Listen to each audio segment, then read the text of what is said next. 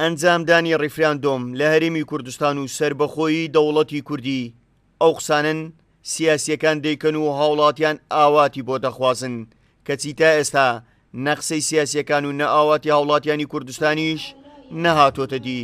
کورد ئێستا دەیەوێت ڕیفراندۆم ئەنجام بدات، هەموو لایەنە سیاسیەکانیش لەسەر ئەنجامدانی ڕیفراندۆم کۆکن، بەڵام دۆخی ناوخۆی هەرێمی کوردستان و ململایەنێ سیاسیەکان و پەکەوتنی پارلەمان ئاستەنجی گەورەی بەردەم ڕیفراندۆمن. سەرۆکی فراکسیۆنی یەکێتی دەڵێت دەبێت پێش ڕیفراندۆم پەرلەمان کارا بکرێتەوە. ئەوەی کە گرفتی ئەساسیە لە بەردەمی ئەنجامدانی ڕیفراندۆم پاکخستنی پەرلەمانی کوردستانە، چونکە ئێمە پێویستمان بە یاسایەکی تایبەتە بۆ ڕیفراندۆم کە دەبێت پەرلەمانی کوردستان پەسەندی بکە و دوای ئەوە ئەو هەنگاوانەی کە پێویستن بۆ ئەنجامدانی ڕیفراندۆم چ لە ئامادەکاری لە کۆمسیۆنی باڵای سربەخۆی بژاردنەکانی هەرێمی کوردستان و چ ئەو کۆدەنجیەی کە پێویستە لە نێوان لایەنە سیاسیەکاندا.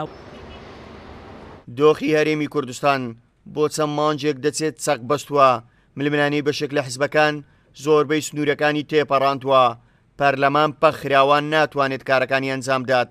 پەرلەمانتارێکی یەکگرتوو لە پەرلەمانی کوردستان دەڵێت بێ کاراکردنەوەی پەرلەمان ناتوانین ڕیفراندۆم ئەنجام بدەین. بەبێ پەرلەمان هیچ هەنگاوێک لە هەرێمی کوردستانە ناچێ بەرەو پێشەوە، تەنانەت هەنگاوە سەرەتایەکانی کە ناوخۆیشن لە پرسی چاکسازی و باشکردنی گوزەرانی خەڵک، ئەوانەش بەبێ پەرلەمان ناچێ بەڕێوە، چ جای پرسێکی گەورەی وەکو ڕیفراندۆم، بۆیە ئەبێ لە تەبایی ناوخۆوە یەکڕیزی ناوخۆ دەست پێ بکرێ و لە کاراکردنەوەی پەرلەمانەوە دەست پێ بکرێ، ئەوسا هەنگاو بۆ ئەو کارە گەورانە ببرێت.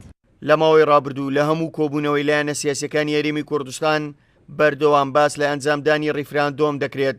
زۆربەی لایەنە سیاسیەکانیش لەگەڵ ئەنجامدانی ڕیفراندۆمن، بەڵام ناوکۆچی لایەنە سیاسیەکان لەسەر ئەوەیە بەشێکی زۆریان دەڵێن ڕیفراندۆم دەبێت بە چاودێری پارلەمان بەڕێوە بچێت، بەشێشتر کاراکردنەوەی پارلەمانیان قوبوڵ نییە نەوەک چاودێری ڕیفراندۆمیش بکات. هاوکار عەبدوڕەحمان، کورسات نیوز، هەولێر.